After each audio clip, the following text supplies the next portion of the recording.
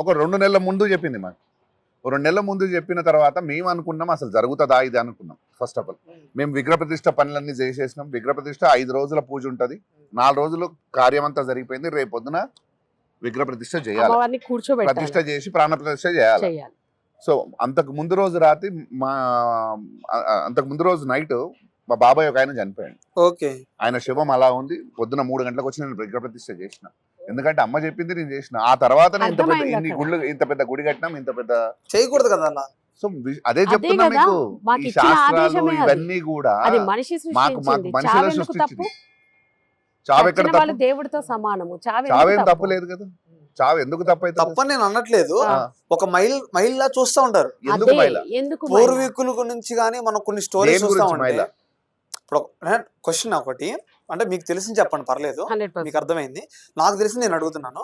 ఇప్పుడు మనం పూర్వీకుల్లో చూసినప్పుడు ఒక మైల్ లాగా పెట్టుకునేవాళ్ళు, ఒక పట్టింపు ఇవన్నీ ఉండేవి. ఇవన్నీ క్రాస్ చేసి వెళ్తున్నారు కదా మీరు. అండ్ ఇప్పుడు అమ్మవారిని మనం ప్రశంసించాలంటే అయ్యగారులు ఉండాలి, ప్రతి యోగం చేయాలి, ప్రతిదీ మనం అన్ని చేసుకున్నాలి. ఎవరో చేశారు మీకు అలా? పంతులు గారు చేశారు. ఇది చెప్పిన తర్వాత చేశారా? చెప్పి ఒప్పుకున్నారా? ఓకే. ఇక్కడ విషయం ఒకటి, వాళ్ళని క్లియర్ గా చెప్తున్నాం నేనండి. మేము ఎవరిని ఇక్కడ ఏది అబద్ధం చెప్పి చేసే పనులు ఏవి లేవు ఇక్కడ. మాకు జరిగినది మాకు 2 నెలల ముందు ఆమె చెప్పిందంటే ఆ కార్యం చేయాలా, లేకపోతే నేను చావు పట్టింపులు పట్టుకొని తిరగాల? నాకు చెప్పిన అమ్మవారు చెప్పిన కార్యం నేను చేయాలి కదా. నమ్మడానికి రీజన్ కళ్ళ ముందు కనపడుతుంది. ఎప్పుడో 2 నెలల ముందు మేము మర్చిపోయినాం కూడా ఆ విషయం. ఆల్ ఆఫ్ సడన్ అప్పుడు జరిగినప్పుడు మాకు క్లిక్ అయింది. కరెక్టే కదా సార్. ఫస్ట్ మీకు అమ్మవారు వచ్చినప్పుడు ఏం చెప్పారు, మీరు ఎలా నమ్మారు? మీరు మైపాల్ గారు చెప్పినప్పుడు ఫస్ట్ ఎవరు నమ్మరు, మీరు ఎలా నమ్మారు? మీరు చెప్పండి ఫస్ట్, తర్వాత మీరు చెప్పండి. ఏం గుర్తుంటుంది? ఆల్రెడీ స్టార్ట్ చేశారు కదా, అమ్మవారిని పెట్టడానికి స్టార్ట్ చేశారు. 1 day బిఫోర్ ఆఫ్టర్ జరిగింది కదా అదంతా. సో ఫస్ట్ మీరు ఎలా నమ్మారు? మమ్మల్ని కొన్ని ప్లేసెస్ కి పంపించడం జరిగింది. లైక్ ఇప్పుడు హిమాలయాస్ లోకి వెళ్ళినాం, మేము కామాఖ్య వెళ్ళినాము, కొన్ని డిఫరెంట్ ప్లేసెస్. అంటే మేము పర్టికులర్ ఆ గుళ్ళకి వెళ్ళలేదు. మాకు అమ్మవారు అక్కడ ఉన్న గుళ్ళకి వెళ్ళి పూజలు చేయండి, ఈ కార్యం చేయండి, ఆ కార్యం చేయండి అని చెప్పలేదు. ఎక్కడ తప్పులు జరుగుతున్నాయో మాకు చూపించడానికి తీసుకెళ్ళి. కామాఖ్యలో మీరు అన్నట్టు నాకు ఒక డౌట్, ఫస్ట్ ఇదే మాట్లాడుకుందాం. కామాఖ్యలో మీరు రీల్స్లో ఒక విషయం చెప్పారు కదా, పీరియడ్స్ వచ్చినా రావచ్చు వెళ్ళవచ్చు అని చెప్పారు మీరు కూడా. సో కామాఖ్యలో అమ్మవారికి ఒక నెలలో 3 రోజులు మొత్తం క్లోజ్ చేస్తారు. వైట్ క్లాత్లో క్లోజ్ చేసి ఎవరిని రానీరు, పూజలు చేయరు. సో మీరు ఎలా మీ వీడియో కూడా విన్నా నేను పూర్తిగా, దాంట్లో చెప్పటం గర్భగుడిలోకి వెళ్ళాను, పూజించానని చెప్తున్నారు. ఎలా మరి అక్కడున్న టెంపుల్లో, అస్సాంలో జరుగుతున్న టెంపుల్లో అంత పుణ్యక్షేత్రంలో భావిస్తారు మనకి కూడా. అంత పుణ్యక్షేత్రంలో తప్పని మీరు ఎలా భావిస్తారు? నేను పుణ్యక్షేత్రంలో తప్పని ఎక్కడ అన్నాను? ఇప్పుడు పీరియడ్స్ రాని వాళ్ళు, మీరు అన్నది ఏంటి, పీరియడ్స్ వచ్చిన వాళ్ళు టెంపుల్లోకి ఎందుకు ఎలా చేయరు, ఎందుకు రాకూడదు అంటే అక్కడ వెళ్తుంటే తప్పే కదా, మీరు భావించి తప్పే కదా.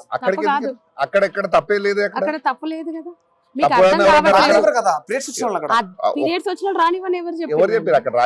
అమ్మవారికి ఆ 3 days పోనివ్వనప్పుడు ఒకటేసారి సంవత్సరంలో ఒక్కటేసారి నెలకు జరగదు అక్కడ పూజ. సంవత్సరంలో ఒక్కటేసారి తెలుసుకోండి కరెక్ట్ గా. ఎవరైతే ఈ మూర్ఖులు మాట్లాడుతున్నారో ఫస్ట్ తెలుసుకోండి. అమ్మవారికి అది ఒక పూజలాగా వాళ్ళు పెట్టుకున్న రిచువల్స్. అది ఒక సంవత్సరంలో ఒక్కసారి వాళ్ళు పెట్టుకున్న రిచువల్స్ అంతా వాళ్ళంతా మళ్ళీ ఒక ఉత్సవం లెక్క చేస్తారు. అది అక్కడ కనుక్కోండి. జూన్ లో జరుగుతుంది, 23rd or 26th మధ్యలో జరుగుతుంది. ఈ 2 months లో ఏదో జూన్ లో ఒక ఉత్సవం లాగా చేస్తారు. దాన్ని కూడా వాళ్ళు ఆ కార్యాన్ని మొత్తం గుడి అంతా కలర్లు వేసుకొని క్లీన్ చేసి మొత్తం పెయింట్లు వేసుకొని ఒక పెద్ద ఉత్సవం లెక్క చేస్తారు దాన్ని. వాళ్ళ పూర్వం నుంచి ఎటువంటి దానికి ఆచారం ఉందో నాకు తెలియదు, కానీ దాన్ని ఆ పీరియడ్స్ వచ్చినదే పెద్ద ఉత్సవం చేస్తారు. ఇక ఎలా తప్పు అంటారు దాన్ని? మీరు అడిగిన ప్రశ్న, ఆ 3 రోజులు ఇబ్బంది పడుతూ జరుగుతూ ఉంటాయి కాబట్టి చెప్తారు. కరెక్ట్ క్వశ్చన్ మీరు అడిగింది. నేను చెప్పింది కూడా అదే, పీరియడ్స్ తప్పు కాదు. పూర్వీకులైనా శాస్త్రమైనా చెప్పింది ఏంది, అమ్మాయి ఆ టైంలో చాలా ఇబ్బంది పడుతూ ఉంటుంది, తనకి విశ్రాంతి అవసరం. అవును, అక్కడ నిదర్శనం అమ్మనే చూపిస్తుంది. ఒక శక్తి రూపంలో నేను కూడా ప్రతి నెల, అంటే నాకు కూడా పీరియడ్స్ ఉన్నాయి అని అమ్మవారు చెప్తుంది అక్కడ.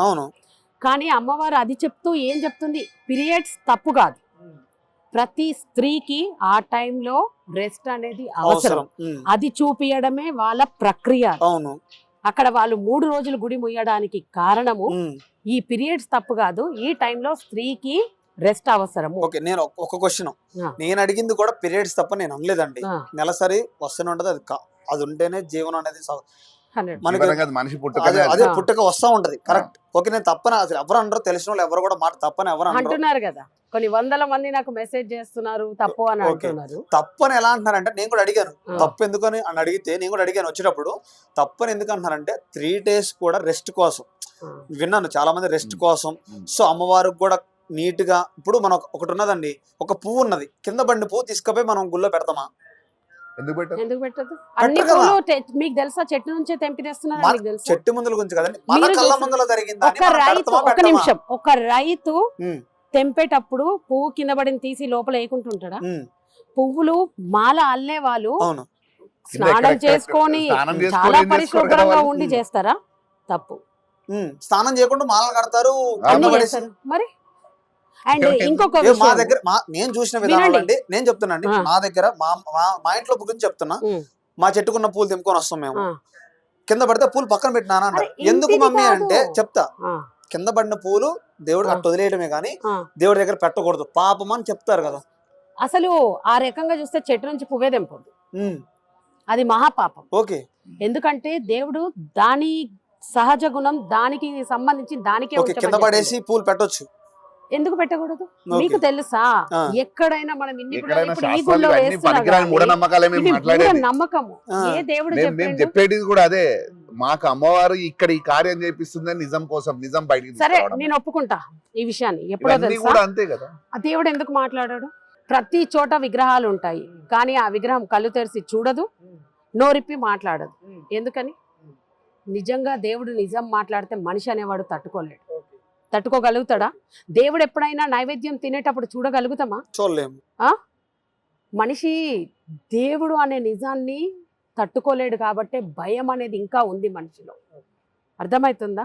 ఆ భయం అనేది ఏ రకంగా ఉందంటే, మీరు ఎంత డబ్బైనా సంపాదించండి, ఏమైనా చేయండి, మీకు ఒక చిన్న సమస్య వచ్చినప్పుడు, ఏ ఇబ్బంది కలిగినా, అది ఆరోగ్యం ఉండండి, ఇంట్లో ఉండండి, డబ్బు విధంగా ఉండండి, బయట ఉండండి, రాజకీయం ఉండండి, వ్యాపారం ఏదైనా ఉండని అండి, ఉమ్, ఆ సమస్య వచ్చినప్పుడు మన వాళ్ళకి, మన తల్లిదండ్రులకు చెప్పుకున్నా, పిల్లలకి చెప్పుకున్నా, ఎవరికి చెప్పుకున్నా, లాస్ట్లో కళ్ళు మూసుకొని గుండె మీద చేసుకొని ఎవరిని తలుచుకుంటాం? ఆ దేవుణ్ణే కదా తలిసేది.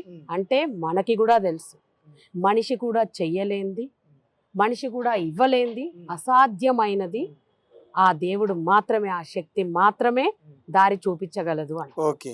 అందరూ అనుకుంటూనే ఉంటారు, పూర్వీకులు కూడా చెప్తుంటారు, మన వల్ల కాంతి దేవుడు. ఇప్పుడు మన ఊరికి ఏమైనా నష్టం జరుగుతుంది, దేవుడికి మనం పెద్దగా జాతర చేసుకుని ఆ జాతర చేసిన తర్వాత దేవుడు మనకి తొలగించడం కూడా చూస్తూనే ఉంటాం, మన పూర్వీకుల నుంచి అన్ని చూస్తూనే ఉంటాం. కానీ ఎలా ఉందంటే, నిన్న వీడియో చూశానండి, నిన్న వీడియో గురించి మాట్లాడుకుందాం మనం ఫస్ట్ అయితే ఈ టాపిక్. చెప్పండి.